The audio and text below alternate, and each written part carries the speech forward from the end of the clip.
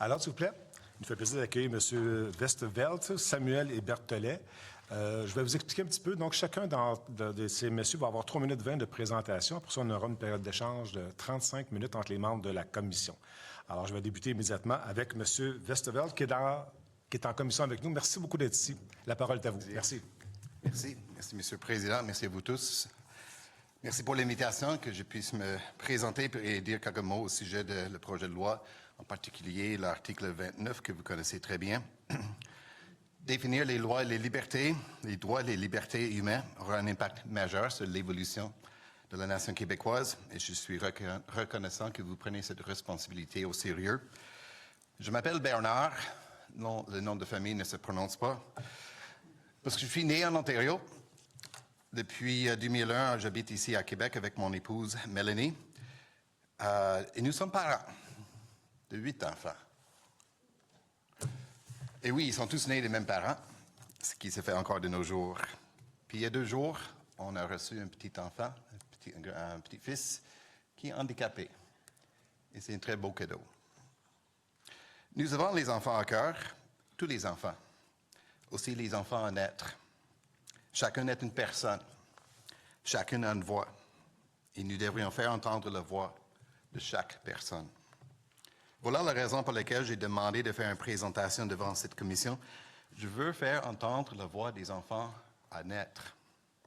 Dans ma lettre, j'ai fait référence à un de mes livres d'enfance préférés, Horton Hears a Who. Horton Hears a Who, qui était écrit concernant un éléphant, Horton. Horton entend un qui. Je vais vous demander de déposer le livre, parce que seuls les tableaux didactiques sont prévus. Alors, continuez, merci. Merci.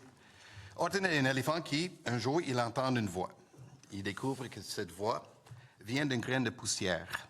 En écoutant cette voix, Horton apprend que sur ces graines de poussière, il y a un village peuplé des gens très, très, très petits, appelés des Who. Ces graines reposent sur une fleur que Horton porte fièrement. Les autres animaux pensent que Horton est fou et même dangereux, voire une menace pour la paix de la forêt. Il veut donc détruire la fleur. Horton la protège. Il cherche à faire entendre la voix des Who. Pourquoi?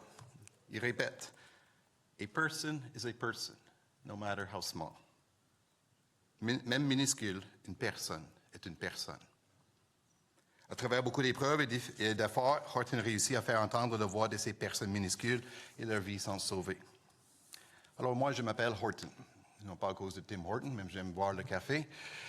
Je m'appelle Horton à cause de cet éléphant. Horton reconnaît la dignité et la valeur de chaque personne, no matter how small.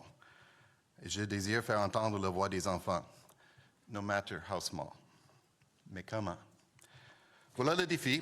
Pour le relever, il faut explorer surtout la voie des sciences et des technologies. Mais avant tout, il faut une ouverture d'esprit. Nous devrions tous engager la discussion, nous écouter les uns les autres et écouter surtout les enfants à naître. Si moi j'étais muet, nous aurions trouvé des moyens de m'aider, à m'exprimer et à me faire comprendre, probablement avec des technologies, des nouvelles technologies. Pouvons-nous en faire autant pour les enfants à naître? Ils sont en définitive muets. Comment leur donner une voix? Grâce aux sciences. En terminant, s'il vous plaît. Donc, j'aimerais bien explorer quelques options pendant la période de questions. Et sur ça, je vous remercie de votre écoute et avec nous tous, l'écoute des enfants. Merci beaucoup. Monsieur Samuels, s'il vous plaît, vous avez la parole. OK. C'est un honneur pour moi de participer à votre processus de consultation sur la nouvelle loi constitutionnelle de 2025 au Québec, témoin ainsi des valeurs protégées par le Québec en matière de consultation démocratique depuis la Révolution tranquille. Je suis un francophile, mais aussi un anglophone. Je serai donc reconnaissant aux membres du comité de me poser des questions en anglais et je tenterai d'y répondre autant que possible en français.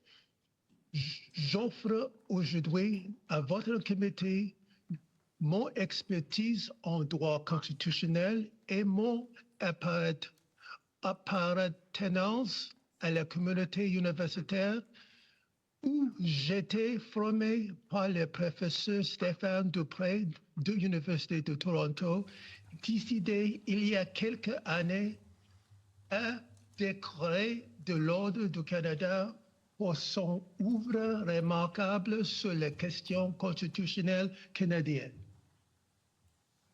J'ai transmis aujourd'hui aux lettres à Mme Guevin qui résume ce que je souhaiterais dire à cet honorable comité concernant le projet de loi constitutionnelle du Québec.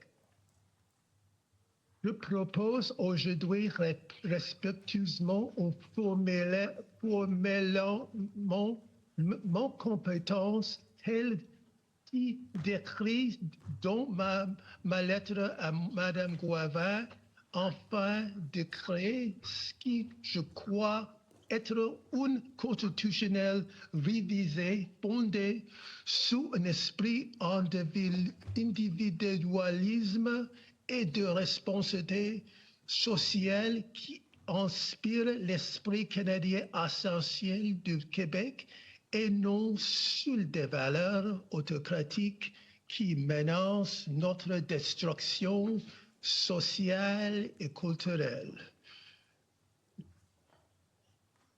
Le but d'une constitutionnelle dans une démocratie est d'exprimer un ensemble de valeurs communes qui unissent la société. Il est évident que la loi a échoué lamentablement à cet égard.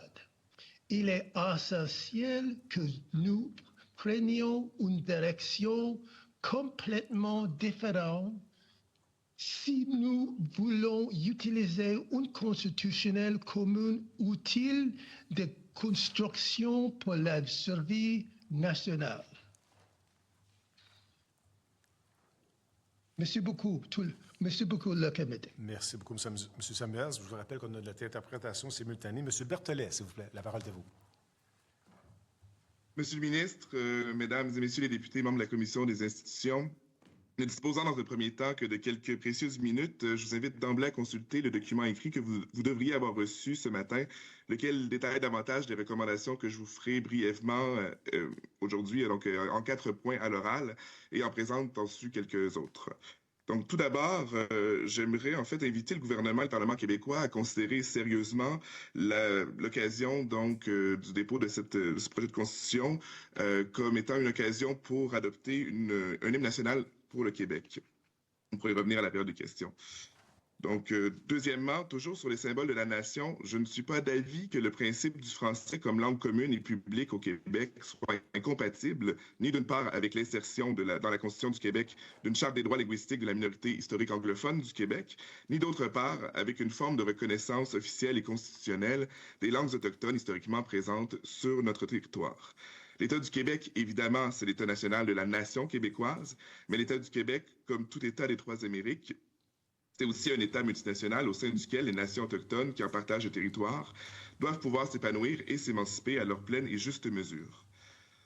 Et ce notamment donc par le truchement d'une relation d'égal à égal, de nation à nation avec la nation québécoise, mais également au sein des institutions étatiques et des processus de décision commune, comme dans le cours des activités humaines qui sont pratiquées sur le territoire. En ce sens également, j'appelle le gouvernement québécois à notamment leur reconnaître et leur aménager, au sein de la Constitution du Québec, un espace d'autonomie constitutionnelle égal et équivalent à celui qu'il se croit lui-même en droit de se reconnaître dans l'espace canadien ou de s'aménager au sein, voire à l'encontre de celui-ci. J'invite enfin le gouvernement québécois à leur prolonger, à leur partager, à même la Constitution du Québec, cet espace d'autonomie constitutionnelle qu'il se taille lui-même sur mesure. L'État québécois doit être un instrument d'habilitation de la nation québécoise comme des Premières Nations du Québec et non pas de subordination de ces dernières.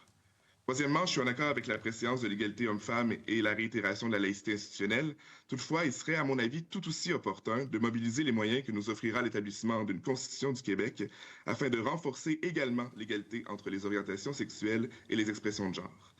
Quatrièmement et finalement, On ne peut que saluer l'adoption en 2022 par le gouvernement du Québec d'une loi interdisant toute exploration et exploitation d'hydrocarbures sur le territoire québécois. J'invite par conséquent le gouvernement et le Parlement québécois à aller encore plus loin et à constitutionnaliser cette norme et ce principe pour le bien de toutes les générations à venir. Donc, servons de modèle ainsi pour toute la planète. Et pour conclure, donc, j'aimerais finalement insister sur le fait que l'inclusion dans les dispositions principales de la Constitution de cette loi phare, adoptée en ce sens par le présent gouvernement, mais également des principes définitoires de la nation québécoise que sont le respect de l'environnement et la protection de la nature, ainsi que de droits environnementaux qui seraient partagés par l'ensemble des personnes présentes sur le territoire québécois, et également du principe maintenant désormais cardinal de l'acceptabilité sociale, ferait de la Constitution du Québec l'une des constitutions les plus modernes ou contemporaines de notre époque. À nous de choisir d'être cette avant-garde constitutionnelle en matière environnementale, comme par exemple en matière d'État multinational, de diversité culturelle et d'égalité homme-femme, d'orientation sexuelle et d'expression de genre, et de faire contribuer notre Constitution du Québec à notre rayonnement partout dans le monde. Je vous remercie, M. le Président. Merci beaucoup. Je me tourne vers le ministre pour une période de 16 minutes 30 secondes, s'il vous plaît. Monsieur le ministre. Oui, merci, Monsieur le Président, de me céder la parole pour les derniers groupes que nous entendrons aujourd'hui, les derniers individus. Alors, Monsieur Bernard Westervelle, Monsieur Raymond Samuels et Monsieur Charles Berthelet. Alors, bienvenue à la Commission des institutions en lien avec le projet de loi.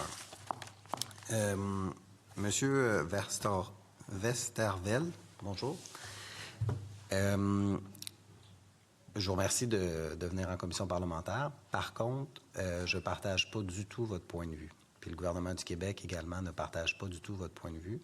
Et à titre de ministre de la Justice et de procureur général, je vais tout faire tant que je vais occuper ce poste-là pour protéger le droit des femmes à l'interruption volontaire de grossesse, pour protéger cette liberté-là et pour faire en sorte qu'il n'y ait pas de recul sur les avancées que les femmes ont eues au cours de toutes les années pour avoir accès à ce soin médical-là. Et d'ailleurs, l'objectif de l'article 29, c'était justement ça, de faire en sorte de positionner l'État québécois durablement dans le temps pour faire en sorte que l'État, justement, défende ces principes-là de liberté, de choix, de protection du droit à l'avortement.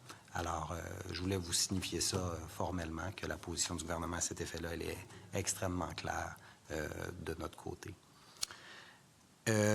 Monsieur Berthelet, peut-être une question sur l'hymne national. Vous dites, ce serait une bonne idée d'avoir l'hymne national. Quel serait l'hymne national que vous voudriez entendre et qui soit inscrit dans la Constitution? Merci pour la question, Monsieur le ministre. Personnellement, j'aurais un penchant, disons, pour Jean Dupaix, de Gilles Vigneault et de Gaston Rochon, parce que, dans l'usage, c'est souvent désigné comme l'hymne de facto du Québec. Si vous allez sur YouTube, par exemple, et que vous tapez Hymne national du Québec, c'est généralement ce qui va sortir. J'ai l'impression que les gens sont déjà attachés en bonne partie à cet hymne-là.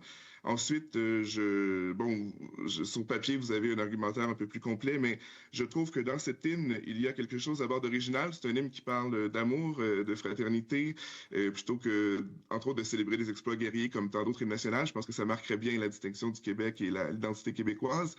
C'est aussi un hymne qui, dans ses paroles, même si elle porte un message, je pense, d'unité, d'identification commune, de partage, ne prescrit pas non plus d'agenda politique. Et je terminerai donc brièvement sur le mot « pays ». Le mot « pays » a plusieurs sens. Un mot polysémique.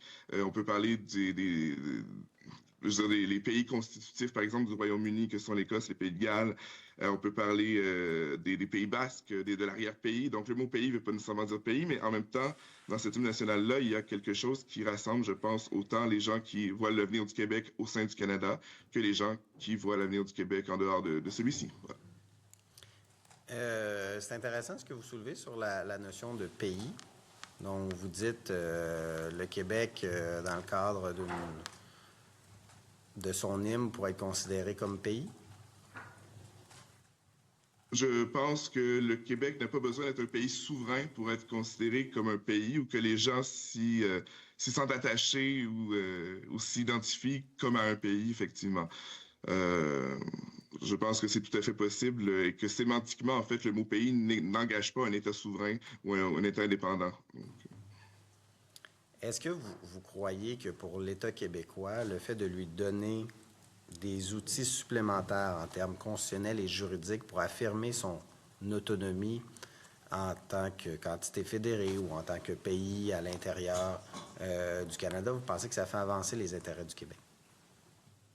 je suis effectivement d'avis que ça fait avancer les intérêts du Québec. Je pense que d'abord, ne serait-ce que d'affirmer la souveraineté antérieure au régime constitutionnel actuel canadien du Québec est une bonne idée.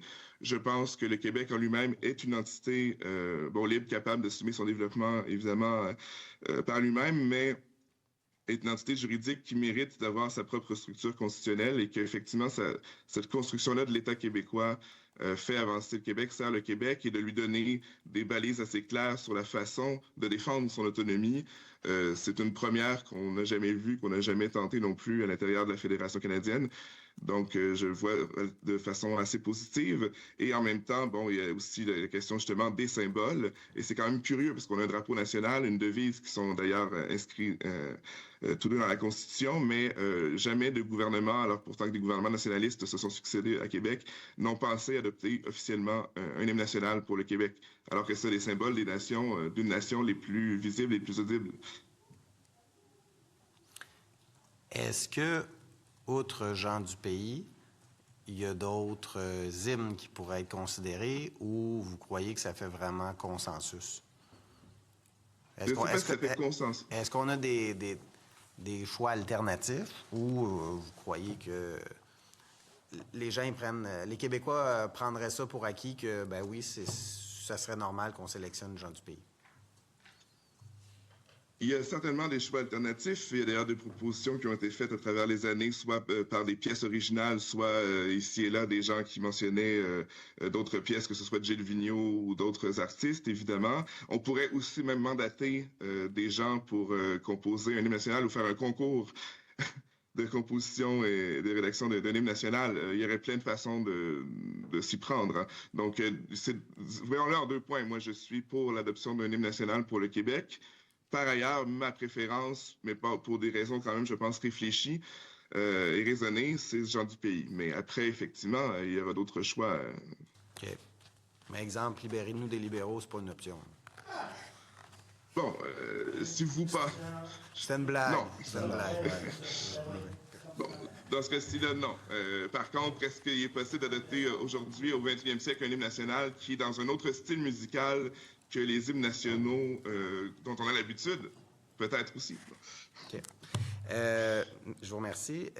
Monsieur Samuel, do you think it's a good thing Pensez-vous que c'est une bonne chose d'avoir plus d'autonomie que ce que la Constitution québécoise donne pour ce qui est de la place du Canada, du Québec au sein du Canada, qu'on utilise cela pour avoir plus d'autonomie?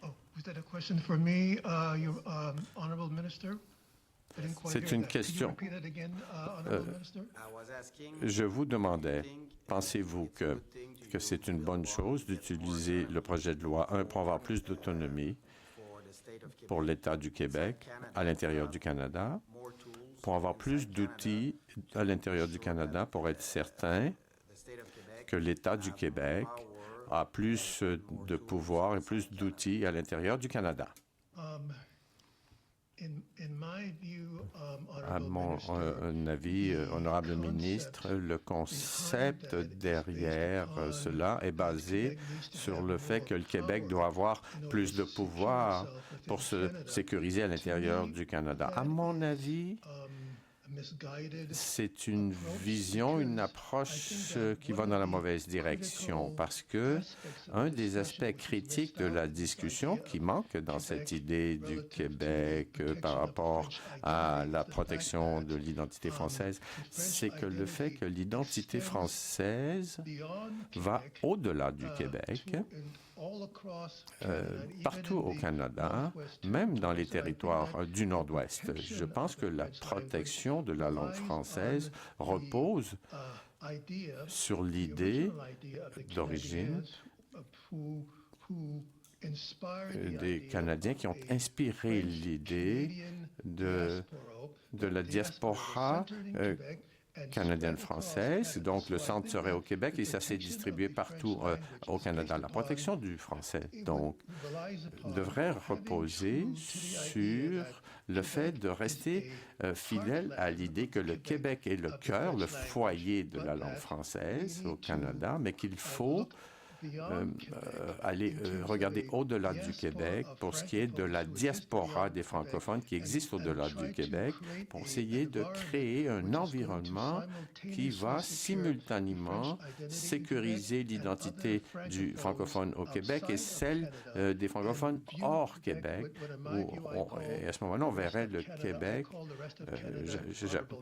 j'appelle ça, honorable ministre, le reste du Canada, c'est donc au-delà du Québec. Et dans ma proposition constitutionnelle, je propose au comité que je pense que le Canada et le Québec, comme identité culturelle, c'est indivisible.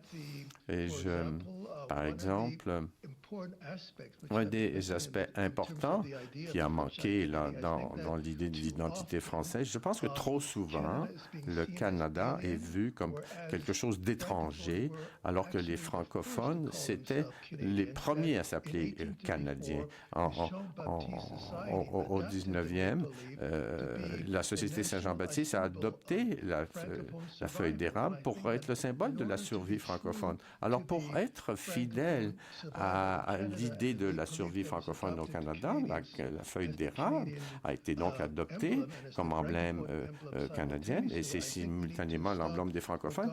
Il faut cesser de regarder le reste du Canada comme une entité menaçante étrangère pour ce qui est de l'identité française et voir comment l'identité française peut être une voie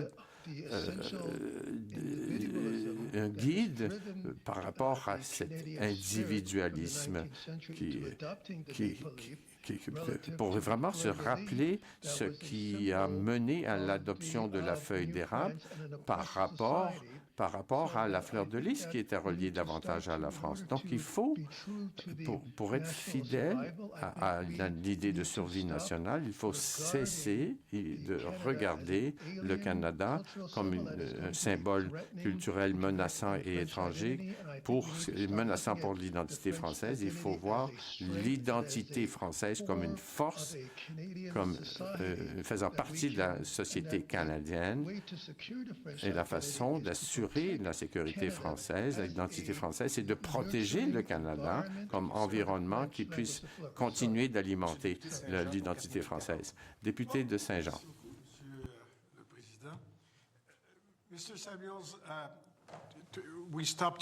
on vous a arrêté parce qu'on n'a pas le temps, mais j'ai une question encore pour vous. C'est très facile. Si on revient au Bas-Canada dans les années 1800, c'est très semblable à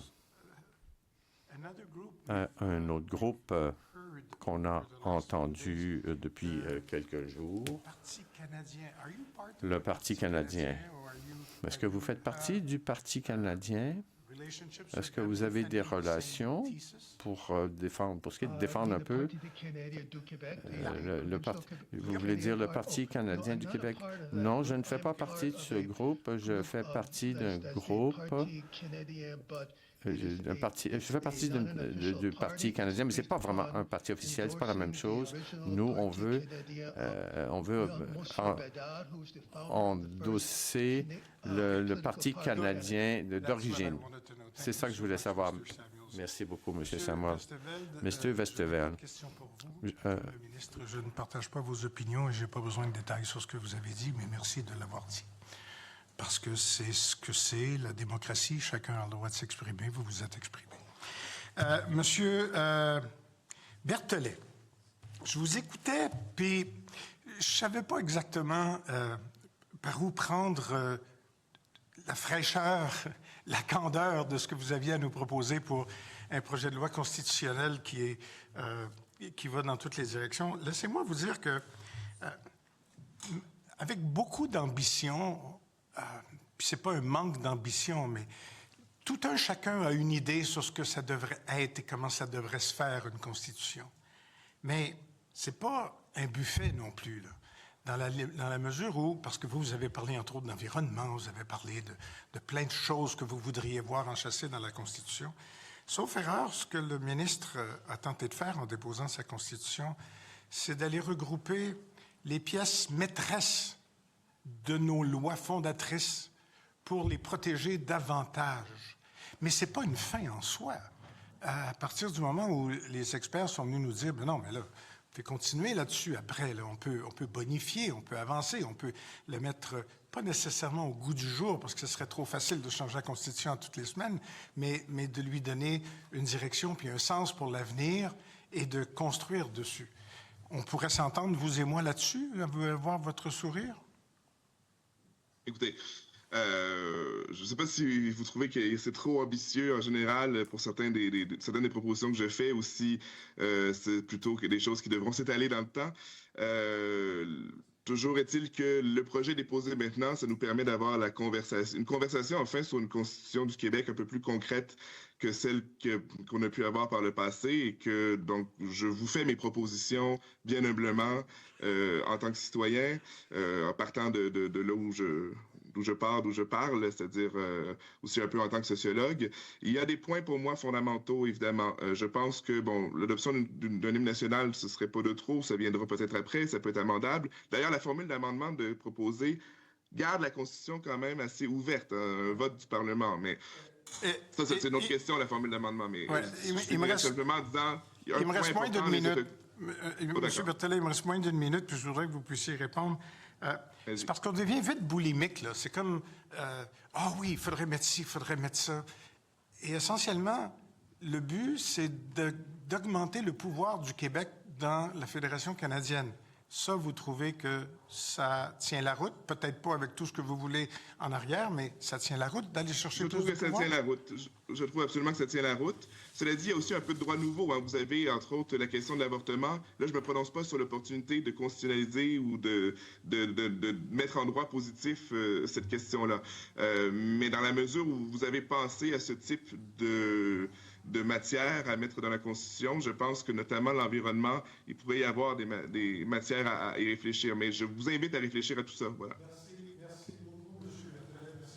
Merci, M. le député de Saint-Jean. M. le député de l'Acadie pour 12-23, s'il vous plaît. Merci, M. le Président. Alors, M. Westerveld, M. Samuels et M. Berthellet, merci d'être avec nous en commission. Je vais commencer avec M. Westerveld. Nous vous avons écouté, M. Westerveld. Nous ne partageons pas votre point de vue. La situation de l'avortement est une question juridique qui est réglée au Canada. Il y a un nombre important de décisions de la Cour suprême qui reconnaissent cet accès-là. Et d'ailleurs, c'est ce qu'on dit au ministre depuis le début. Il s'agit d'un soin de santé et on voudrait que ça reste comme ça. Alors, je tenais à vous le souligner. Vous vous êtes exprimé, c'est bien, mais nous ne partageons pas votre point de vue là-dessus. Monsieur Samuels, thank you for being with us. Merci d'être avec nous, aujourd'hui. Qu'en est-il des droits économiques? Pensez-vous que ça pourrait être inclus dans ce projet de loi proposé par le gouvernement? Les droits économiques, je ne suis pas sûr. Monsieur le député, j'ai une vision de la loi constitutionnelle qui considère les droits économiques comme faisant partie des droits sociaux et qui précise les responsabilités gouvernementales à propos de différents éléments, y compris les questions économiques et comme les questions environnementales, comme M. Berthelot l'a mentionné.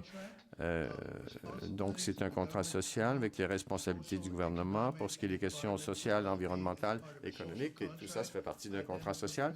Alors, je pense qu'il y a des groupes sociaux pour faire la promotion de la langue française, accès gratuit à la langue française, l'éducation, etc., les universités. Mais moi, je propose, pour appuyer les droits des Autochtones aussi, l'accès à la justice pour toutes les minorités, comme faisant partie d'une stratégie où on fait la promotion du Québec comme citadelle pour la prospérité sociale et économique. Alors, ma proposition, c'est pour faire la promotion, comme l'a dit M. Berthelet, en faisant la promotion du Québec comme citadelle des droits individuels, qui est à la base de la Charte du Québec, on peut prendre l'esprit de la Charte du Québec et la développer et dire, voici ce qu'est le Québec. On est une citadelle de démocratie, on apprend la langue française et comme ça, vous pouvez partager une identité culturelle qui est positive. On fera la promotion de la langue française et la prospérité économique en même temps. Parce que la loi constitutionnelle, je pense, essaie de faire la promotion de l'identité française, mais de façon un peu coercitive. Alors, mon objectif, ce serait de faire la promotion du français dans un cadre constitutionnel positif et pas un cadre qui serait coercitif.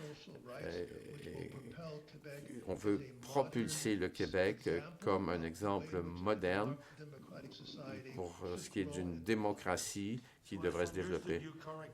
Alors, si je vous suis bien, vous voyez la Charte des droits du Québec comme une pierre angulaire à partir de laquelle on peut construire une constitution. Est-ce que c'est ce que vous voulez dire? Oui, je pense que la Charte québécoise est un modèle et on peut travailler à partir de là. Honorable membre. Merci, M. Samuel. Berthelet. Donc, vous êtes doctorant en études politiques et en sociologie présentement. Est-ce que je peux vous demander à quelle université? Oui, à l'Université du Québec à Montréal en sociologie, en co-tutelle de thèse avec l'École des hautes études en sciences sociales à Paris. Excellent. Merci et bonne chance avec votre projet de doctorat. Merci. Ceci étant dit, vous suggérez un hymne national et puis vous suggérez Jean du Pays. En fait, je ne sais pas si vous avez suivi les audiences de la commission, mais le professeur Turpierre suggérait exactement le même hymne. Cependant, il suggérait également d'y inclure des symboles qui décrivent le Québec, comme notre symbole aviaire, notre symbole floral. Est-ce que c'est quelque chose à laquelle vous avez réfléchi? Est-ce qu'on devrait l'inclure dans la Constitution? Je pense effectivement que ces symboles-là pourraient être inclus dans la Constitution du Québec, effectivement. Très bien. Je l'ai indiqué, je pense, dans le document qui vous aura été transmis seulement aujourd'hui, mais auquel vous pourrez vous référer par la suite si vous le voulez. Excellent. Quelle est, selon vous, la place qui devrait être accordée aux Premières Nations et comment on devrait interagir avec ces nations, puisque présentement, dans le projet de loi déposé par le gouvernement, en fait, on les retrouve dans le préambule, dans 3 considérants. Exactement. Donc, je pense qu'il y a d'excellentes intentions et un début de reconnaissance dans ce projet, dans son état actuel. Malheureusement, on peine à voir où ça mène par la suite. Évidemment, les recommandations que je ferai, ce sont des recommandations hypothétiques qui doivent être validées par les principales concernées. Mais je pense qu'on pourrait, entre autres, établir des processus de décision commune, peut-être via l'Assemblée des Premières Nations du Québec et du Labrador. Là, à chaque fois qu'il y a quelque chose qui concerne les Premières Nations, donc au sein même de l'État québécois, il pourrait y avoir davantage d'espace pour des prises de décision communes. Il y aurait aussi une possibilité de laisser un certain espace au sein de la Constitution pour que les Premières Nations, dans leur propre autonomie constitutionnelle, puissent définir une partie de leur relation, au moins à l'État québécois, et ainsi avancer. En fait, pour répondre un peu même en même temps à la question qui m'était posée juste avant, je pense que, toujours dans le même but de faire avancer l'autonomie constitutionnelle du Québec, réinventer notre relation avec les Premières Nations, en dépit du carcan dans lequel le régime fédéral canadien, sur cette question précise-là, nous laisse en ce moment, de la même façon que de se distinguer en protégeant le territoire québécois, ses richesses naturelles, la protection de la nature, mais aussi de l'environnement, et en sortant un peu des carcans pétroliers et gaziers. Je pense que tout ça, ça fait partie de l'autonomie du Québec et de l'autonomie constitutionnelle du Québec aussi. Et là-dessus, il y a un chemin à faire avec les Premières Nations. Il pourrait même y avoir des dispositions, par exemple, sur des conseils d'administration de sociétés d'État, comme ça se fait maintenant avec Hydro-Québec, des sièges pour les Premières Nations également à ce niveau-là. Donc, il y a toutes sortes de moyens. J'en énumère quelques-uns dans le document dont je vous parlais. Mais en même temps, ça, ce sont mes humbles recommandations. Ce sont des idées que j'apporte. Mon avis ne vaut certainement pas autant que celui de celles et ceux que ça concerne au premier chef. Oui, ben en fait oui, je vous comprends très bien. En fait, vous êtes pas mandaté par les Premières Nations pour parler en leur nom. Ça, on se comprend très bien. Cependant, ce que vous dites est effectivement important et très intéressant. Est-ce que la Déclaration des Nations unies sur les droits des peuples autochtones pourrait être un tremplin, un véhicule dont le gouvernement pourrait s'inspirer pour bâtir des relations avec les Premières Nations, notamment au niveau de la consultation ou de la co-construction de documents législatifs?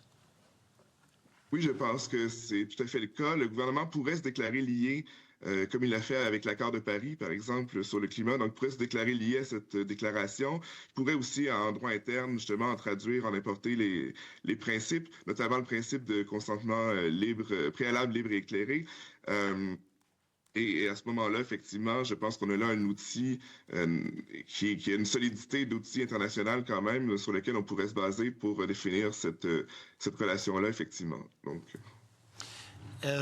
j'aimerais que vous puissiez nous parler un peu de votre opinion sur le Conseil constitutionnel que le gouvernement veut mettre en place pour interpréter la Constitution. Traditionnellement, au Québec, on a des tribunaux dont c'est le travail. Il y a des pays, notamment dans l'Europe continentale, qui possèdent des conseils constitutionnels, mais qui jouent un rôle différent de celui qui est proposé. Est-ce que vous y voyez un avantage, un inconvénient, possibilité qu'on se ramasse avec des décisions, évidemment, qui ne vont pas concorder ou qui vont être contradictoires? Je pense que si les décisions sont contradictoires ou ne concordent pas avec la position du gouvernement du Québec, c'est lui qui aura à justifier. Donc, c'est plus pour lui que la gêne pourrait exister. Si c'est des opinions contradictoires avec ce que les tribunaux constitutionnels canadiens émettent à ce moment-là, bien évidemment, moi, je le vois comme un outil dont le gouvernement du Québec, dont l'État du Québec plutôt se dote dans un certain rapport de force. C'est comme ça aussi que je comprends le fait qu'il n'y a pas d'opinion minoritaire qui serait émise, qui serait rendue publique, du moins. Donc, et les délibérations seraient gardées, confidentielles, jusqu'à, je pense, 25 ans, dans un délai de 25 ans. Ce qui est un peu curieux, parce que ce serait intéressant quand même pour nourrir la conversation constitutionnelle, surtout sur un nouveau texte constitutionnel comme ça, sur lequel il n'y aura pas de jurisprudence très élaborée au départ, d'avoir des différentes opinions, ça pourrait être très intéressant. Puis en même temps, je comprends ça un peu comme étant justement le rôle du Conseil constitutionnel est vu dans un rapport de force potentiel avec des interprétations divergentes. Et à ce moment-là, bon, je suis absolument pour l'autonomie constitutionnelle du Québec à l'intérieur du Canada,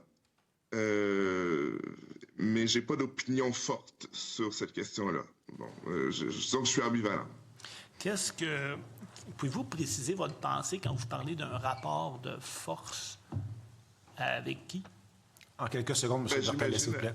En quelques secondes. J'imagine avec les interprétations qui pourraient émaner de l'ordre constitutionnel canadien, en l'absence de la Constitution du Québec, c'est-à-dire que la Constitution du Québec, quand même, peut amener certaines interprétations propres au Québec. Ça ne veut pas dire que les tribunaux canadiens vont nécessairement s'en inspirer de la même façon que le Conseil constitutionnel le ferait, lui qui est rattaché directement à cette Constitution. Merci. Merci beaucoup, M. le député d'Acadie. M. le député de Maurice Richard, pour 3 minutes 53. Merci beaucoup, Monsieur le Président. À mon tour de vous dire, Monsieur Westerveld, que je ne suis pas d'accord avec vous. Ceci étant dit, je comprends que vous êtes un des rares, sinon le seul, qui est passé en commission à être anti-choix Le ministre a introduit un article, qui est l'article 29 sur le droit à l'avortement. Est-ce que vous auriez aimé voir des conditions rajoutées au droit à l'avortement? Je ne suis pas un juriste.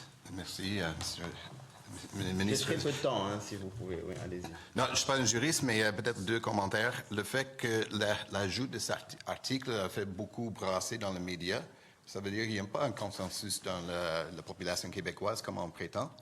Deuxième chose, que la loi a été cassée par le Cour supérieur il y a 50 ans, et les sciences ont fait beaucoup d'avancées, et qui démontrent que l'enfant à naître est une personne. Mais est-ce que oui ou non, vous voudriez mettre des conditions sur l'accès à l'avortement? Il faut un droit. Je sais pas. Est-ce qu'on veut mettre des conditions? Facile. Oui, vous il faut un droit, donc vous voulez mettre une condition, ou vous voulez pas mettre une condition? Oui, il faut mettre des conditions. D'accord. Et donc évidemment, parce que ça tombe bien, ça correspond bien à tout ce que les groupes nous ont dit avant, c'est que d'un côté vous dites la preuve que c'est controversé, on en parle. C'est ce que les groupes nous ont dit. Plus on met la conversation dans le projet de loi, plus on va en parler. Et de l'autre côté, vous dites oui, effectivement, je voudrais rajouter des conditions à l'article 29 qui légalise l'avortement. Le projet de loi permet à un gouvernement futur de déroger au droit à la vie, à la liberté, à la sécurité de la personne, ou au droit à l'égalité, ou en fait à n'importe quel autre droit, en invoquant une clause de dérogation, sans avoir à donner la moindre contexte ou la moindre justification. Ça ferait qu'un gouvernement pourrait contrevenir à tous ces droits-là, qui sont justement les droits qui ont été utilisés par la Cour suprême pour légaliser l'avortement. Est-ce que ça vous rassure qu'on puisse permettre à un gouvernement futur de déroger à tous ces droits, justement pour contourner les décisions de la Cour suprême qui dérogent à l'avortement? Désolé, je suis un simple citoyen, je ne suis pas juriste, je ne peux pas me prononcer là-dessus. Mon désir, c'est qu'il n'y ait pas simplement d'avoir une loi, mais d'avoir une discussion. Qu'il y ait une discussion sur... Parce que si on peut ajouter une loi, ou même enlever les lois, ou ajouter des articles, mais si la société n'est pas d'accord, ça ne donne rien de l'enforcer.